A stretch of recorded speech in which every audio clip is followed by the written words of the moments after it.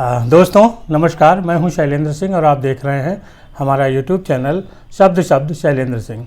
आज हमारे साथ हैं सुमन पांडा जी, जिन्होंने ethnic weavers traditional of weaves ये एक इसको यहाँ पे एक शॉप खोली है।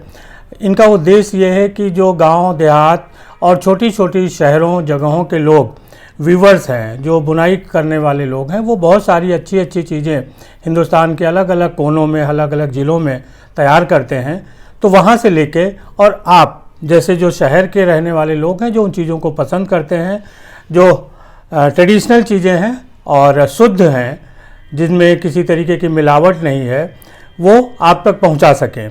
क्या है पूरे इस सोच के पीछे, धारणा क्या है सुमन जी की, आज वो हम समझेंगे। और क्या उनके इस स्टोर में क्या खास चीज़ें हैं, वो भी हम आपको दिखाएंगे। सुमन जी, बहुत बहुत पहले तो आपको स्वागत, धन्यवाद और बधाई। जी जी। धन्यवाद इस बात का कि आपने लोगों के बारे में सोचा जो कमज़ोर तबके के हैं और बुनाई कर रहे हैं, और उन लोगों के लिए कि जिनको अच्छी चीज़ें लखनऊ में नहीं मिल रही हैं। जी, सबसे पहले तो आपका धन्यवाद कि आप हमारे निमंत्रण पे यहाँ आए जी, और हमारी बात लोगों तक आप पहुँचाएंगे। तो ये इसकी शुरुआत कैसे आपने सोचा कि हमें इस क्षेत्र में काम करना है?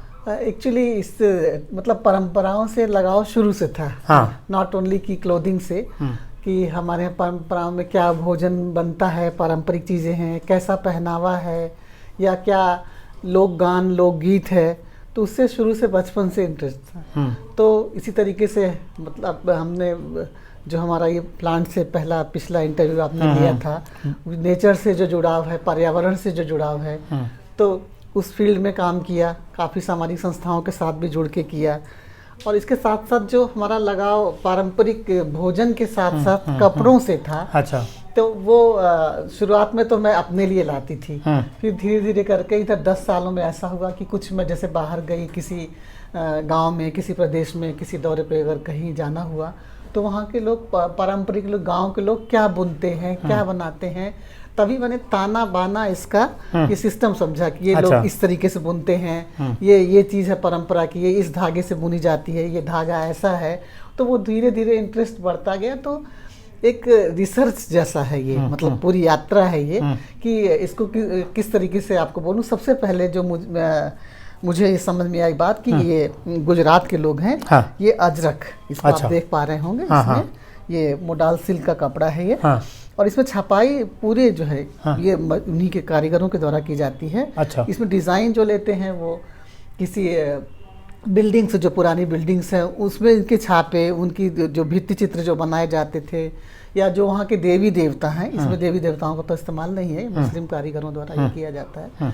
तो वो नेचुरल डाई, जैसे कि अनार के छिलकों से बनाएंगे, वो पीला रंग हल्दी से बनाएंगे, कत्थे का इस्तेमाल करते हैं, कुछ पत्तियों को करते हैं। अजरक की एक और स्टोरी जो कि वहाँ के कारीगर बोलते हैं इसको, कि अजरक का मतलब है कि आज रख कल पहन। अच्छा, आज रख कल पहन। मतलब ये ऐसी चीज़ है कि पीढ़ी दर पीढ़ी है, कि आज नानी ने अपनी जो है बेटी को दिया, फिर कल उसको दिया। ये अब जो नया फैशन आया है उसमें ऐसा क्लोथिंग बिल्कुल भी नहीं है, क्योंकि मैं खुद भी पहनती थी, कि जो कि 2 साल के बाद मुझे लगता था कि इन कपड़ों का मैं क्या करूँगी। तो फिर मुझे जब हमने अपना बक्सा खोला तो ये समझ में आया कि जो शादी ब्याह में हम लोग को मिला था, वो जिसको हम समझते थे कि बेकार, ये आउट ऑफ फैशन है, तो जैसे जैसी जानकारी होती गई तो समझ में आया कि अरे यही तो असल है, यही तो हम ट्रांसफर कर पाएंगे। जो हम आज अभी खरीद रहे हैं मार्केट से, वो कल कोई नहीं लेगा। ये तो गुजरात का, इसके अलावा और क्या क्या है? आपको बताती हूँ। गुजरात काफी समृद्ध है, हमारा यूपी तो है ही, लेकिन मैं गुजरात से शुरुआत करती हूँ। ये मोडाल सिल्क, वैसे भी गुजरात का जमाना है। हाँ, वाकई ये मोडाल सिल्क है। आजकल बहुत फैशन में अजरक प्रिंट। इस प्रिंट पे आजकल काफ़ी कुछ ड्रेस मटेरियल है, कुर्ते हैं, रेडीमेड बने भी आते हैं, दुपट्टे हैं, स्टोल्स हैं, साड़ियाँ हैं। ये बहुत फैशन में इन है। और आपको याद होगा कि इंदिरा गांधी इसको बहुत पहना करती थी, तो उन्होंने इसको बहुत प्रमोट भी किया है।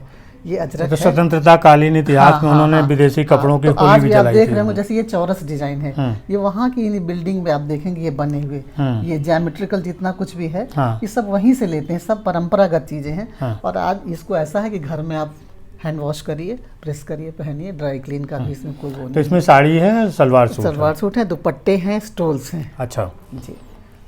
ये एक साड़ी जो है, ये भी भुज का भुजोड़ी गांव है वहाँ पे। अच्छा। भुजोड़ी गांव में वहाँ के जो ट्राइबल्स को वंकार बोलते हैं वहाँ के लोगों को। अच्छा। पहले एक ही दो फैमिली के लोग ये सब जानते थे। हाँ। बाद में गवर्नमेंट ने इनको मतलब बढ़ावा दिया, कुछ सहायता प्रदान की।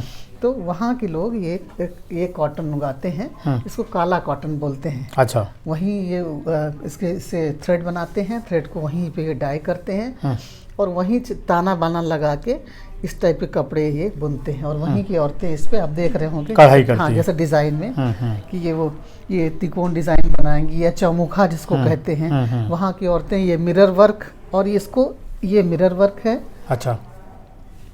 ये है मिर्री वर्क जो इसकी ये वहाँ की घर की औरतें करती हैं।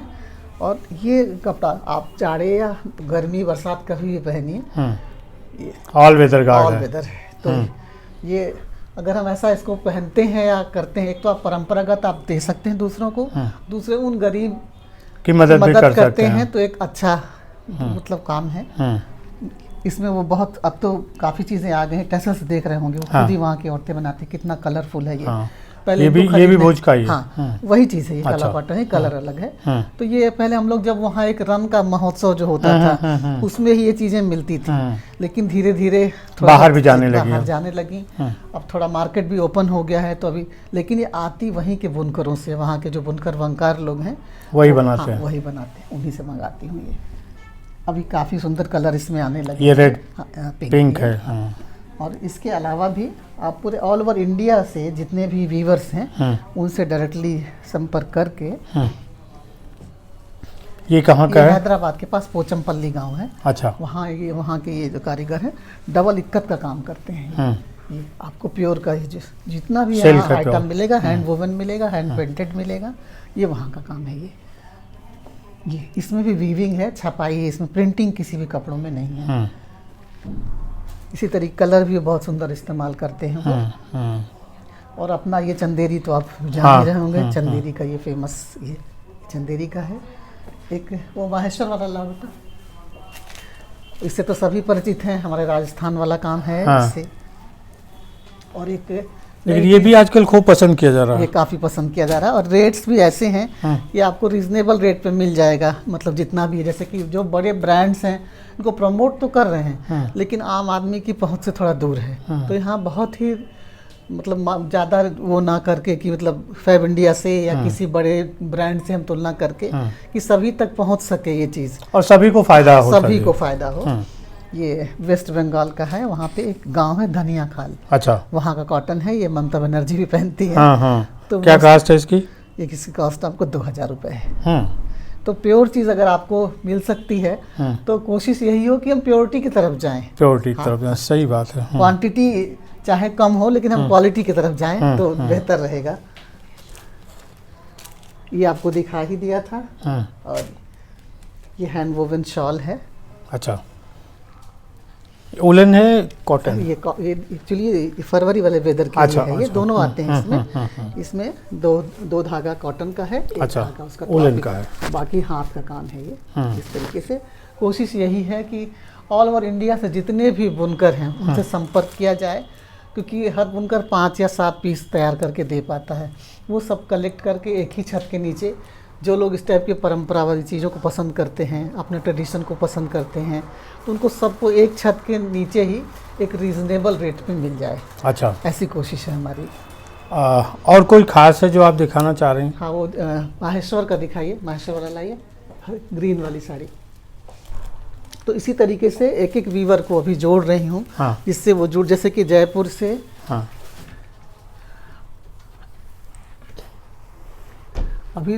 अभी लोग दो चीज़ों को टेक्निक्स को मिलाने लगे हैं। तो अभी गुजरात का ये अजरक प्रिंट है हाफ साड़ी में, और हाफ साड़ी में जयपुर का ये बांधनी है। अच्छा, मतलब जयपुर और गुजरात दोनों जो है। तो इस टाइप के प्रयोग भी आजकल बहुत चल रहे हैं कि दो प्रदेशों का जो है, दो शिल्प कलाओं का मेल किया। तो ये कोशिश ये है कि सभी को मतलब प्योर की चीज़ें मिल पाए, अच्छा स्टफ मिल पाए। वैसे तो आजकल सभी कुछ मार्केट में अवेलेबल है, लेकिन इसकी श्योरिटी है, गारंटी है कि आप यहाँ आइए, आपको प्योर का सामान बिल्कुल उचित दामों पे यहाँ पे आपको मिलेगा। एक्चुअली लोग जब ट्रेडिशनल ऐसी चीज़ों के पास जाते हैं तो उनको लगता है बहुत महंगी होंगी, बहुत वो होगा। नहीं, आपकी जो स्टोर है वो दूसरे जो ऑनलाइन और या दूसरे स्टोर हैं उनसे कैसे अलग है? कैसे आप यहाँ आके कपड़ों को छू सकते हैं, देख सकते हैं, परख सकते हैं, और सबसे अच्छी बात है कि इसमें जब आपको कहा जाएगा तो घर पे ये वॉश कर सकते हैं। जो नहीं वॉश हो पाएगा उसके बारे में बता दी जाएगा, और वीविंग में क्या है कि कितना थ्रेड इस्तेमाल है सिल्क का, कितना कॉटन है, इसकी पूरी जानकारी के साथ ही आपको सामान दिया जाएगा। तो पूरे विश्वास के साथ आप आ सकते हैं कि हम जो ले रहे हैं उचित दाम पे है, नहीं इसको परखिए, समझिए, फिर लीजिए।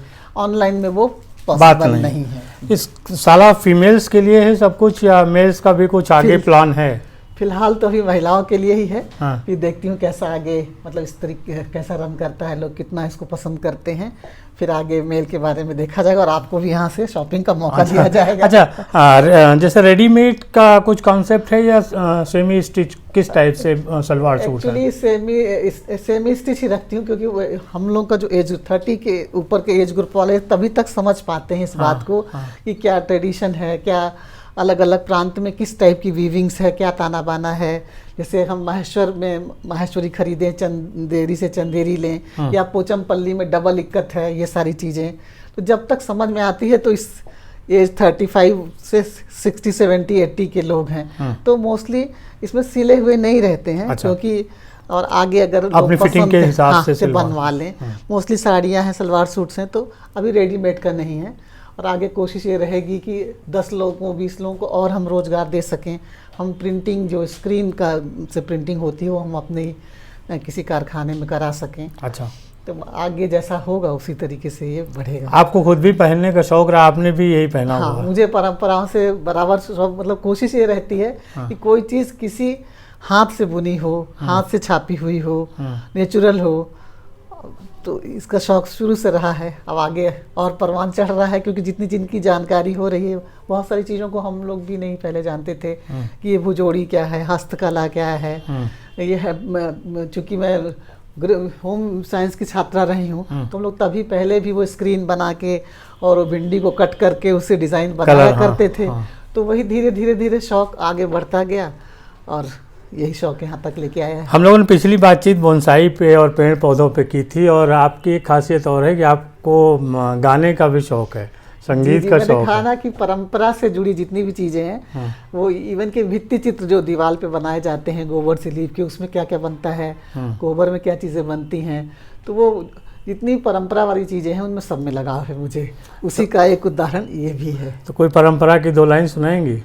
आप क्या सुनना चाहेंगे? कोई देवी जो भी आज के अगर माहौल इससे चीज़ों से जुड़ा हुआ या कुछ ऐसा। पहनावे पे बहुत सारी चीज़ें, गाने हैं। ठीक है, मैं आपको 2 लाइन सुनाती हूँ जी। कुसुम रंग सारी रे मोरी देहिया में रंग घुला जाए, कुसुम रंग सारी रे मोरी देहिया में रंग घुला जाए, साड़ी पहन जब अंगना में निकली, साड़ी पहरे जब अंगना में निकली। बहुत अच्छा बहुत अच्छा। ऐसा ही है कि तो माहौल के हिसाब से आपने सुनाया है। तो दोस्तों, ये हम लोगों के बीच बीच में होता रहता है थोड़ा सा कि जो चीज़ें नहीं भी पूछी जाती वो भी आ जाती है। और कुछ आप अपने स्टोर के बारे में लखनऊ के लोगों से कहना चाहते हैं? क्योंकि थोड़ा सा मतलब अभी नई शुरुआत है ये मेरा, ये जो यहाँ पे लोकेशन है इसका, ये DLF माई पैड, ये B1 215, हाँ, होटल हयात के जस्ट अपोजिट है ये। B1 215। तो अभी कभी भी आपको परंपरा से जुड़ी कोई भी कपड़े की, शादी ब्याह के लिए या कुछ ऐसा आपको कश्मीर का आया तो आप संपर्क करिए, आपको ऑथेंटिक चीज़ मिलेगी, ये वादा है हमारा। और जो अगर स्टोर में नहीं है उसे सुमन जी मंगवा के देंगे। बिल्कुल। तो शुक्रिया सुमन जी आपका, और सभी दोस्तों आपका भी शुक्रिया कि आपने इतने लंबे समय तक हम लोगों को देखा। आइए सुमन जी के स्टोर पे और देखिए, खुद फील करके कि कैसी जो हमारी ऑथेंटिक चीज़ें हैं, जो कपड़े हैं, जो कढ़ाई है, वो कैसी होती थी। बहुत साल आपने इतिहास में सुना होगा कि कोई रेशम की साड़ी थी जिसको आप अंगूठी से निकाल सकते थे। तो ऐसी चीज़ें अभी भी आपको मिलेंगी, लेकिन उन्हीं जगहों पे जहाँ पे ओरिजिनल चीज़ें मिलती हैं। शुक्रिया, धन्यवाद, नमस्कार।